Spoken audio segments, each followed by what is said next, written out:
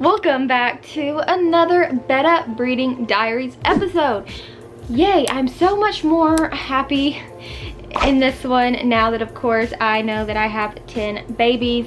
There was a lot that went on in the last Betta Breeding Diary episode, so if you didn't see that, definitely go check it out. I have a lot of footage of the Bettas actually breeding on camera. Definitely don't want to miss that, so go check it out.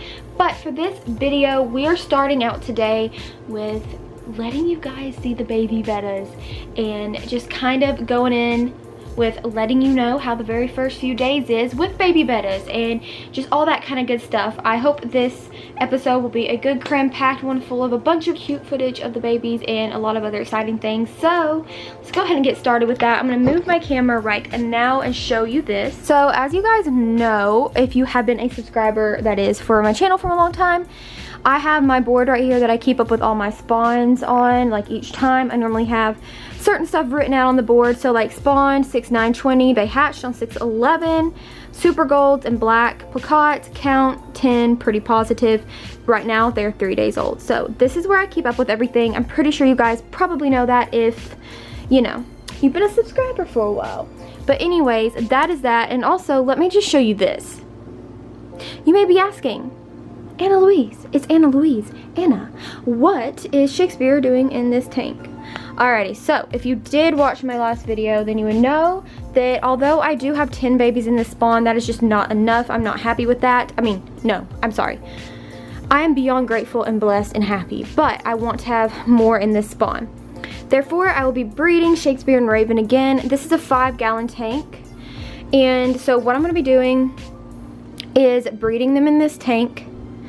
I'm gonna try to speed up the process, get that done, and the breeding can definitely be done in a 5-gallon tank. If you are going to be leaving the Bettas in the tank, like my normal breeding tank that is, wouldn't necessarily recommend a 5-gallon for long term, but just for this, I think it's completely fine.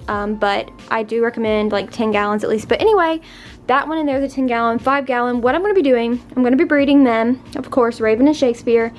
And then, because he ate most of the babies, I'm going to prematurely take the male out, which you can do.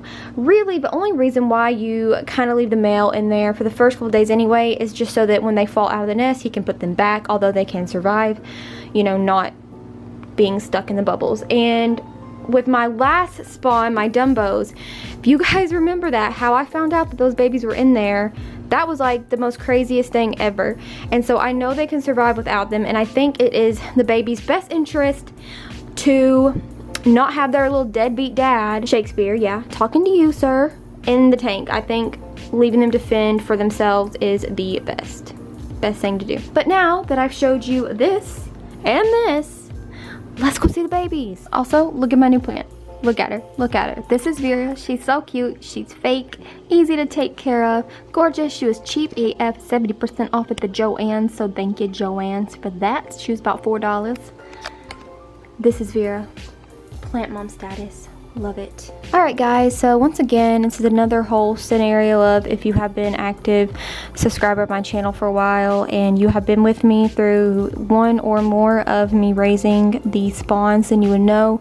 At first, it is extremely hard for the camera to take focus on the babies because they are tiny. They are the size of the head of a pin. They are so tiny. But obviously, of course, as always, I'm going to try my best to help you guys see them. So what I'm gonna do, hold on, let me turn the brine shrimp off to get it ready because we are gonna be trying to give the babies their first meal. Alrighty, so I see one right off the bat. Alright, and from far away, I can go ahead and show you. Do you see that tiny speck right there? Right over there. I'm circling around it with my finger. That's a baby Betta.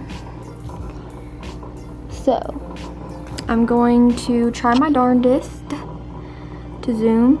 See it? See the speck? See that speck? That right there, my friends, is a baby Betta. So cute, so tiny. Oh, we out of focus. Alright, yeah, right there. So one thing that I love about baby Bettas that actually cracks me the heck up is most of the time they like to hang out in packs. They love to hang out with each other. So recently, these guys' favorite hangout spot has been around this green anubias up here. They have loved being there. It's either that or they like to hang around the filter. So it's one or the other, but mainly they love to just hang around up here. So, oh yeah, see there's another baby. Oh, actually I see 3. Okay, so the one I originally pointed out to you is low to the ground, where my finger's pointing. There's another one low to the ground, and then there's one right back here. You can barely see that little speck. But that is a baby. They are so freaking tiny, y'all. Oh, so tiny. You know what, let me see. Oh, I see another one crawling on the ground. Yeah, when they're on the ground, they're the hardest to see. When they're on the ground, they're the hardest to see. Let me flip my camera screen up. Okay, I'm gonna put my camera right here. At this length, or where my camera's positioned, I can't see a thing. So this can either go really good and you can actually see the baby bettas, or it will go really bad and you're just hearing me talk and seeing blur. So we'll see which one when I'm editing. But the corner that I'm in that I can see has 4 bettas right at the bottom. Bringing it back to the front, you can see, okay, yeah, see 2 specks. 3 specks, see 1, 2, and 3. It's, like I said, extremely hard, I know that, but it won't take long that you'll be able to really notice them. It's just always extremely hard at first. And I lost my micro lens for pictures and that, oh my gosh, no I didn't. Is that the micro lens? Oh, I found the micro lens.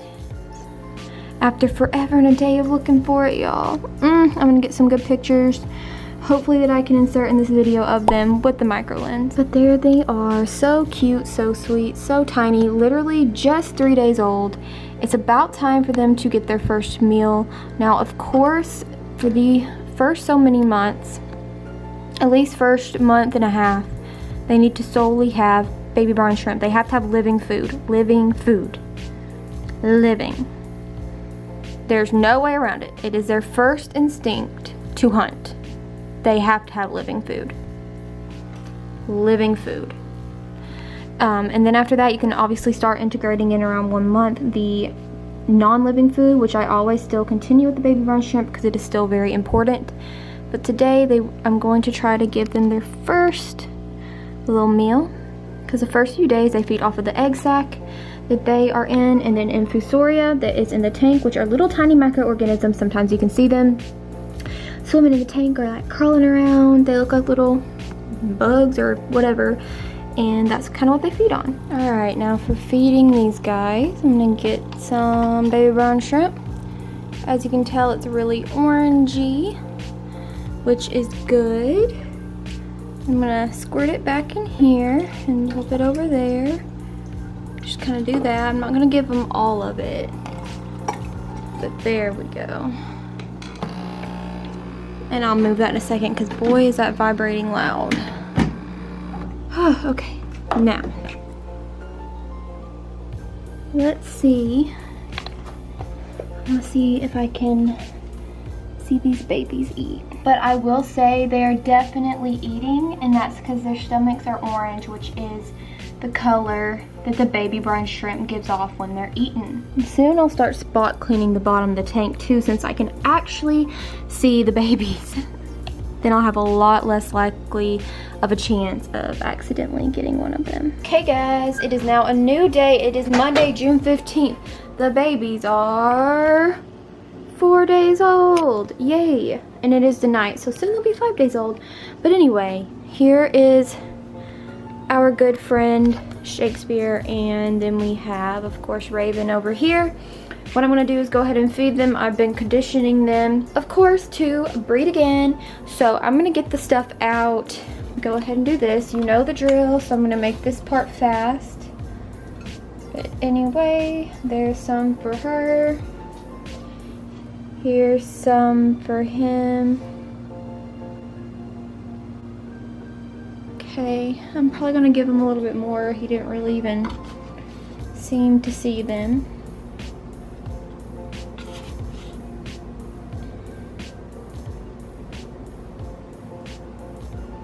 Sometimes so many drop in there they don't even see them and they get wasted, which I wish I didn't grab so many. But anyway, let's go ahead and give him some more. He's not, oh, okay, thank you for paying attention, I appreciate it. So of course this breeding tank that I've set up is even more bare than before, and you know, that's perfectly fine. Here, I decided to flip the camera around me and all my skincare glory, just so that you're not just staring at, I don't know. Anyway, I know it's a lot more bare, but I'm gonna go ahead and put an Indian almond leaf in there, just put some type of good natural thing in there.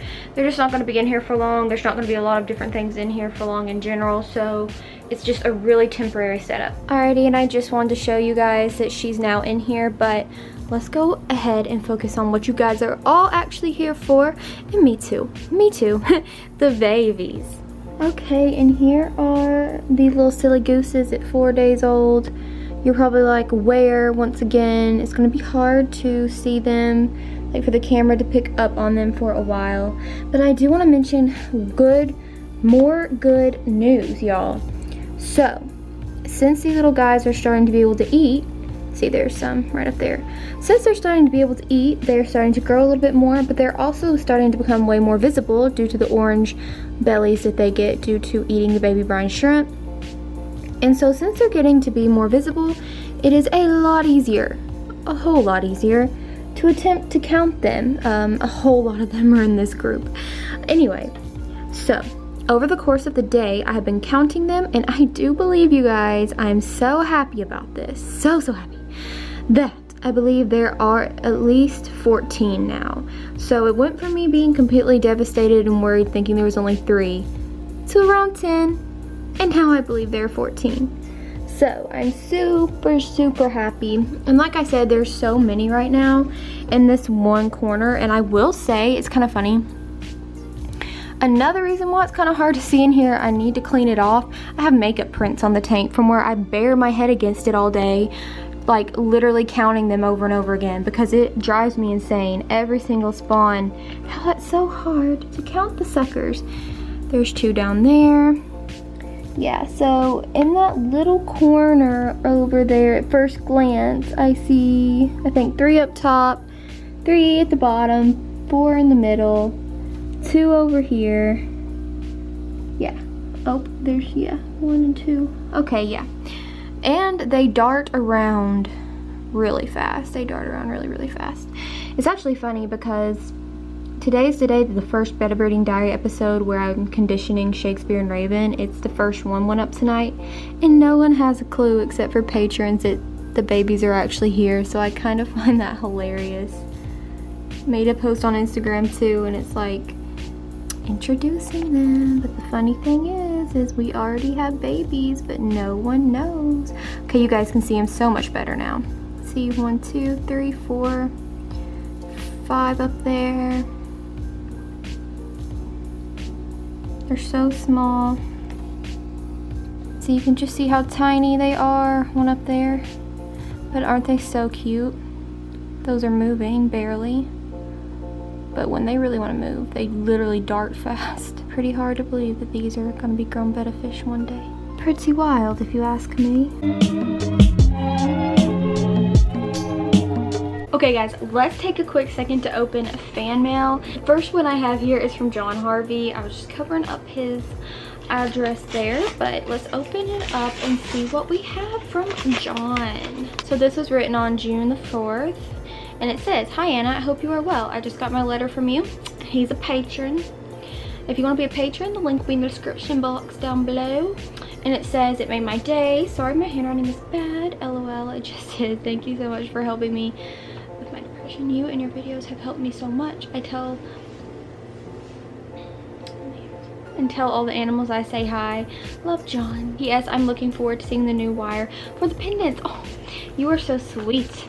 Thank you, John. I will cherish it. I really appreciate it. And next we have fan mail from Jessica. So let's see what Jessica has sent over. Oh, that's so cute. She literally wrote little like feel-good quotes on the envelope. Gosh, you are the sweetest. Thank you.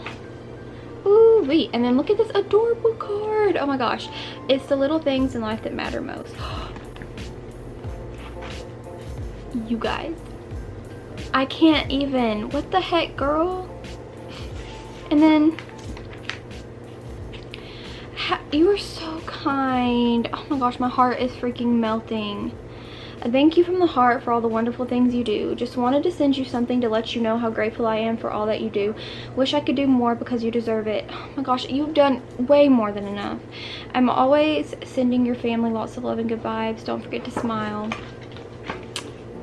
All I can do is make the pouty face. I can't smile because I'm happy. Which, it's like, wouldn't you smile if you're happy? I'm happy, thank you. That is freaking so sweet. You guys, if you don't know, I freaking love coffee. It's one of my most favorite things in the whole world. She got me a Starbucks gift card and a face mask, which also on brand for me. Skincare is my thing. Girl, thank you. You freaking made my day. Both of you guys made my day. Y'all are the greatest. I love you guys so much. If you guys want to send fan mail, obviously it's not mandatory, but I do have a P.O. box. I'll leave the address right here. But for real, you guys, I love you. Love you both, and that truly means so much to me. But yeah, we'll go ahead and get back to the video. Okay guys, I've had Raven chilling in here with Shakespeare for a while, but now it is time to actually release her in with him. So that's what I'm gonna get ready to do now, and I will be right back. Okay guys, she has been released. I do see breeding stripes on her that are very evident, which is quite interesting because I've honestly never noticed that before. So that's really cool because with her pure black body, it's lightened around the stomach area and you can see those stripes. So that's really neat. I am just a little bit concerned on how Shakespeare has not, you know, made a nest, but I'm hoping and praying it'll be okay, and am just, you know, hoping that tomorrow I'll have some more babies, but I guess we'll see. Here is a view from the top. And while I'm hoping for the best, I'm going to take this bucket and go spot clean the baby's tank because I feel like it is time where I can do it now without having a huge risk of sucking them up.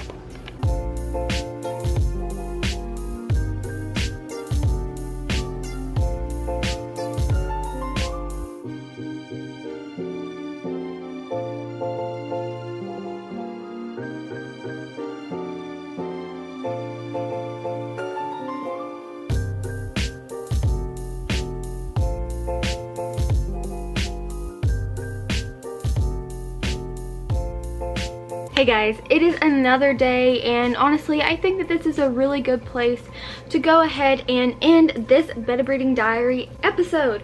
You guys got to see a lot of stuff in this episode, such as the little babies being born and actually getting to see them as the little bitty alien interesting looking creatures that they are. I absolutely love the way newborn baby Bettas look. I think they're so cute.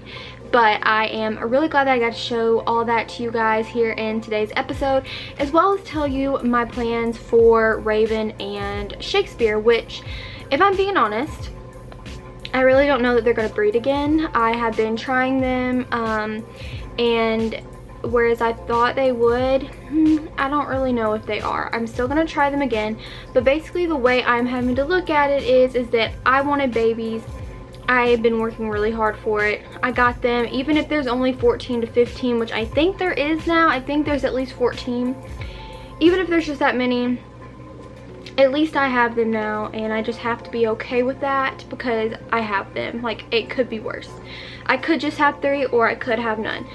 So we'll see how that goes, but truthfully I don't know if they're gonna breed, but nonetheless I cannot wait to see all of these babies grow up and get to see what they're gonna look like, because I definitely am so anxious to see. So let me know down below how you like today's video and if you're excited to see these babies grow up. And other than that, I want to take time to say thank you to my patrons: Dylan, Jeremy, Maddie, Davis, Mercy, Janae, Cass, Vicky, Abby, Natalie, Mel, Jules, Jessica, John, Steven, Cairo. Thank you guys from the bottom of my heart for being a patron. It truly means the world to me. If you guys want to be a patron, the link will be right down below, so definitely go check that out. You get a lot of awesome perks and it helps me out so much.